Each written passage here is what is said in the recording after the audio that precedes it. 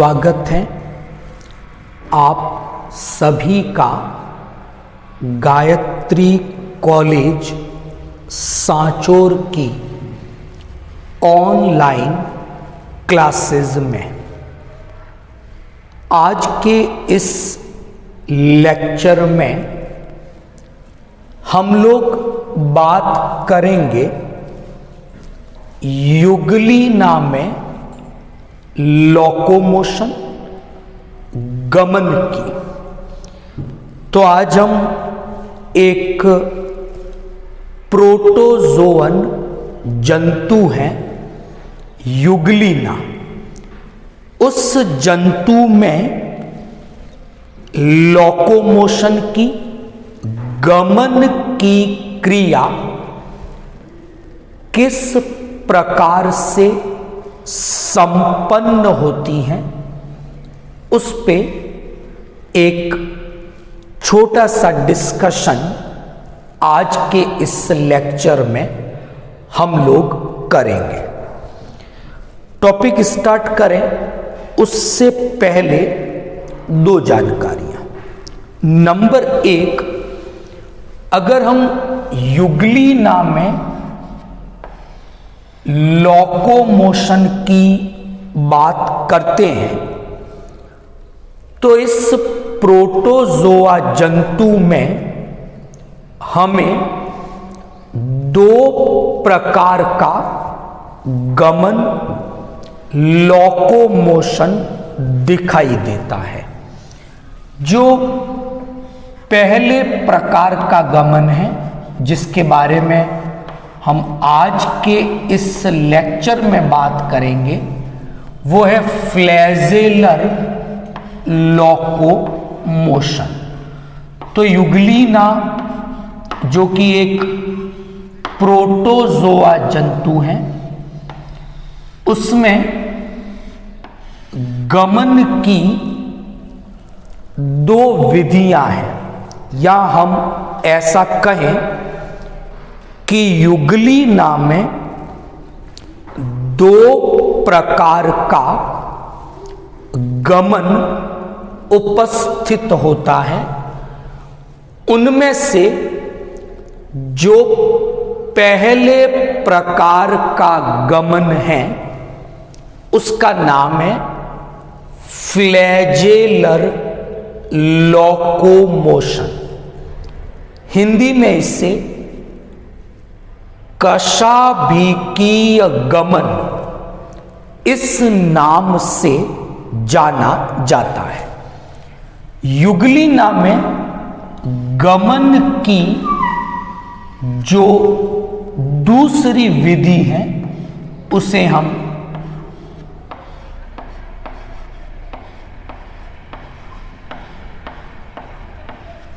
Metabolic locomotion, उपापचयी गमन के नाम से जाना जाता है। तो जब हम युगलीना में गमन की बात करते हैं तो इस जंतु में हमें दो प्रकार का गमन दिखाई देता है, कशाभिकीय गमन और उपापचयी गमन। आज का जो मेरा लेक्चर है इसमें हम लोग केवल और केवल इस कशाभिकीय गमन, हिंदी में लिख देता हूं मैं नाम, इसके बारे में चर्चा करेंगे। तो आज कंप्लीट जो डिस्कशन है हमारा, वो डिस्कशन इस कशाभिकीय गमन फ्लैजेलर लोकोमोशन पर है।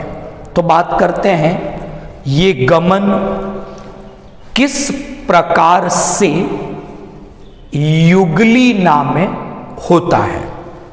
ओके, पहली बात, जैसा कि टॉपिक का नाम है कशाभिकीय गमन, मतलब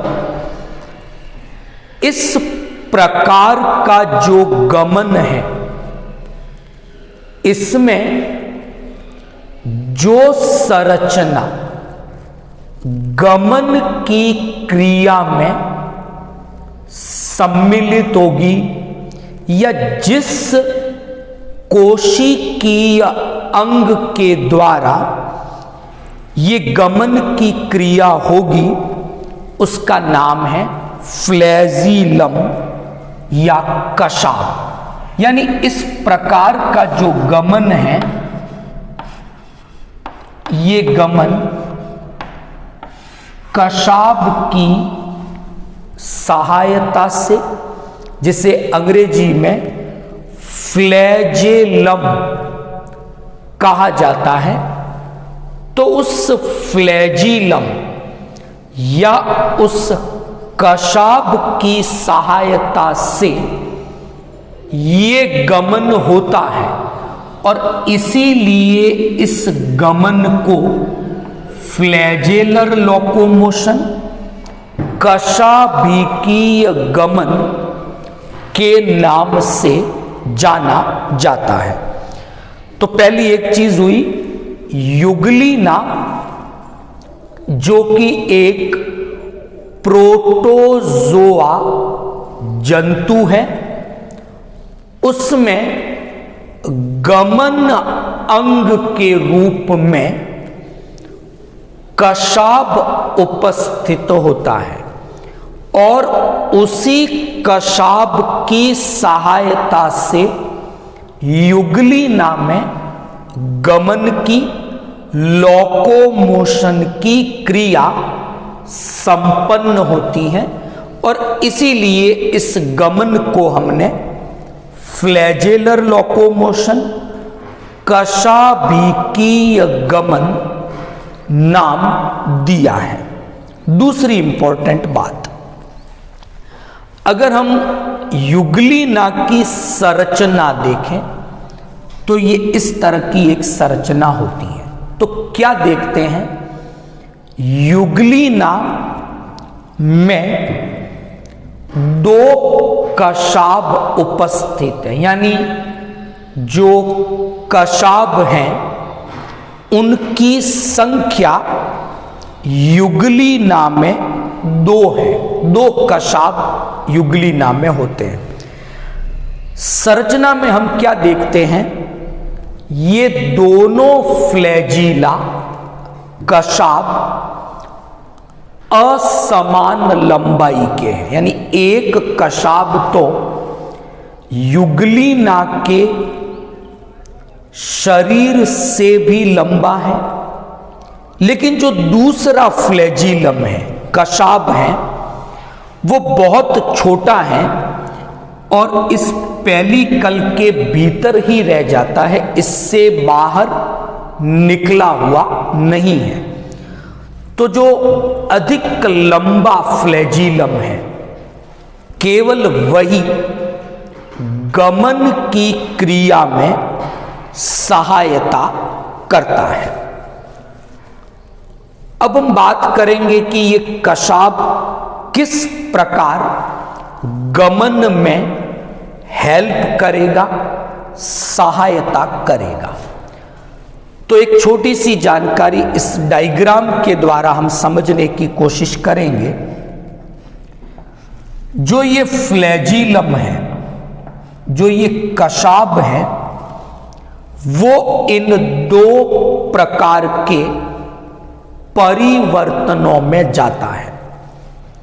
रिकवरी स्ट्रोक और अफेक्टिव स्ट्रोक। समझते हैं कि ये इस कशाभ की प्रारंभिक स्थिति है मान लो, और ये कशाभ 2, 3, 4 और फाइनली इस 5 नंबर वाली पोजीशन में आ जाए, तो ये जो कशाभ में गति हुई, ये जो मूवमेंट हुआ, इसी को हमने नाम दिया रिकवरी स्ट्रोक। यहां तक क्लियर? यानी कशाप पोजीशन नंबर 1 से फाइनली पोजीशन नंबर 5 तक पहुंच गया, तो ये जो मूवमेंट, ये जो गति इस फ्लैजेलम में हुई, इसी को हम रिकवरी स्ट्रोक के नाम से जानते हैं। दूसरी बात, एक्चुअल में ये रिकवरी जो स्ट्रोक, ये जो मूवमेंट हुआ है, वो इसलिए हुआ है कि इस फ्लैजिलम को अगले स्ट्रोक के लिए, तो अगला स्ट्रोक क्या है? Affective stroke. तो रिकवरी स्ट्रोक में फ्लैजिलम अफेक्टिव स्ट्रोक के लिए तैयार होता है। तो अभी ये फ्लैजिलम पोजीशन नंबर 6 पर है और ये इस प्रकार मूवमेंट करता हुआ पोजीशन नंबर 10 पर पहुंच जाए, तो ये ऐसे गति करता हुआ यहां आया, तो इस मूवमेंट को अफेक्टिव स्ट्रोक के नाम से जाना जाता है। तो जब भी युगली नाम है, इस कशाभ में जब ये मूवमेंट होते हैं, ये गति होती है, तो ये गति 2 प्रकार की है, रिकवरी स्ट्रोक, अफेक्टिव स्ट्रोक। तो बारी बारी से ये चलता रहेगा, एक बार अफेक्टिव, फिर रिकवरी, अफेक्टिव, रिकवरी, इस तरह से ये फ्लैजिलम मूवमेंट करेंगे। तो जब इन कशाभ में ये जो फ्लैजिलम है, इसमें इस प्रकार से ये जो मूवमेंट हो रहे हैं, एक प्रकार से ये आपके लैटरल मूवमेंट है। तो जब फ्लैजिलम में लैटरल मूवमेंट होते हैं, तो जब ये लैटरल मूवमेंट होंगे, तो इन लैटरल मूवमेंट के कारण क्या देखते हैं हम? प्रेशर प्रोड्यूस होता है, दाब उत्पन्न होगा। तो पहली चीज, फ्लैजिलम में स्पंदन हुए, यानी ये इस प्रकार से मूवमेंट हुए।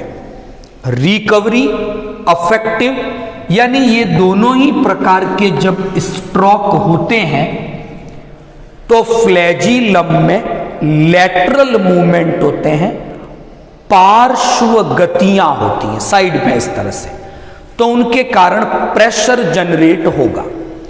और जब ये प्रेशर जनरेट होगा, तो ये प्रेशर 2 प्रकार से गतियां करवाएगा।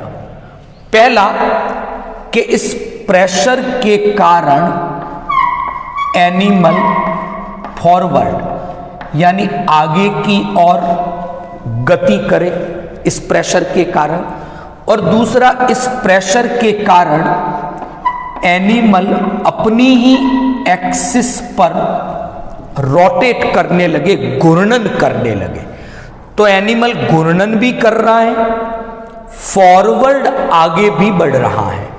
तो ये सब कुछ इस प्रेशर के कारण हुआ, जो कि लैटरल मूवमेंट के कारण उत्पन्न होता है। मैं इस डायग्राम से इसको एक्सप्लेन करूं कि युगलिना को इस ए एंड से बी एंड की ओर मूवमेंट करना है, स्विमिंग करनी है, और मान लो वो फ्लैजेलर लोकोमोशन कर रहा है, तो हम क्या देखेंगे कि ये मान लो एक पथ है, रास्ता है, जिससे होकर वो ए से बी तक किसी जल स्रोत में पहुंचेगा। तो हम क्या देखेंगे कि मान लो ये युगलिना है, तो मूवमेंट में हम क्या देखते हैं, ये इस तरह से आपको मूवमेंट करता हुआ दिखाई देगा।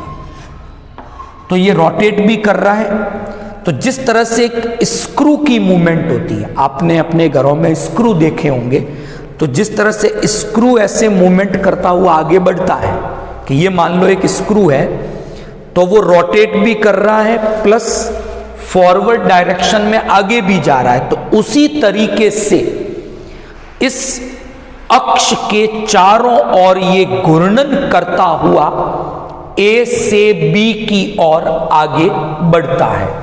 तो इस प्रकार से स्क्रू लाइक मूवमेंट या स्क्रू लाइक लोकोमोशन या स्विमिंग हमें युगलिना में दिखाई देती हैं। और ये सब कुछ इस कशाभ के लैटरल मूवमेंट के कारण जो दाब उत्पन्न होता है, जो प्रेशर प्रोड्यूस होता है, उसके कारण ऐसा होता है।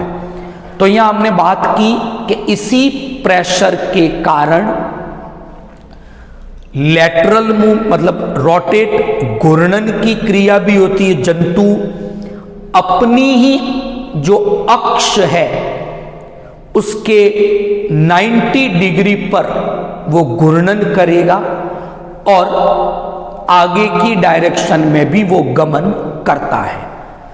तो आज हमने बात की युगलिना में जो कशाभिकीय गमन है, फ्लैजेलर लोकोमोशन है, उसके बारे में, और वो लोकोमोशन किस प्रकार से होता है, उसमें रिकवरी स्ट्रोक, अफेक्टिव स्ट्रोक कैसे काम करते हैं, और युगलिना में जो स्क्रू लाइक जो गमन है, जो स्विमिंग है, वो किस प्रकार होती हैं, ये हमने समझने की कोशिश की।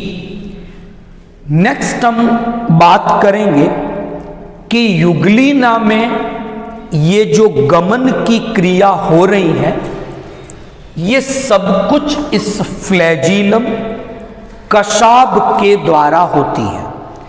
तो कल जब हम बात करेंगे तो इस कशाभ की स्ट्रक्चर, और हमारे सिलेबस में है फ्लैजेलम या कशाभ की अल्ट्रा स्ट्रक्चर, कि जब हम माइक्रोस्कोप में देखते हैं तो इस कशाभ की संरचना कैसी है, इसकी संरचना में कौन से घटक होते हैं। तो कल के लेक्चर में हम युगलिना में जो फ्लैजिलम है, जो कशाभ है, उसकी संरचना की हम बात करेंगे। और कल ही हम डिस्कस कर देंगे एक छोटा सा मेटाबॉलिक मूवमेंट के बारे में। उपापचयी जो गतियां युगलिना में होती हैं वो किस प्रकार की होती हैं, उस पे भी कल एक चर्चा कर लेंगे। तो यहां दो चीजें ध्यान रखनी है कि मान लो अगर मैं यहां ड्रॉ करूं कि ये एक युगलिना का मैंने डायग्राम ड्रॉ किया और ये इसका फ्लैजिला है। अगर ये फ्लैजिलम दो तरीकों से मूव कर सकता है, दो तरीकों से प्रेशर प्रोड्यूस हो सकता है। या तो प्रेशर जिस डायरेक्शन में फ्लैजिला का मूवमेंट है उसी डायरेक्शन में प्रेशर जनरेट हो तो ये रोटेट करता है। अगर जिस डायरेक्शन में फ्लैजिला का मूवमेंट हो रहा है प्रेशर उसकी 90 डिग्री पे जनरेट होता है तो एनिमल फॉरवर्ड डायरेक्शन में मूव करता है। तो ये सब जानकारियां आज हमने डिस्कस की। आई होप आज का लेक्चर आपको इजीली समझ में आया होगा। वीडियो को लाइक और शेयर करें। कमेंट बॉक्स में आप अपने क्वेश्चन कमेंट कर सकते हैं। Thank you all of you.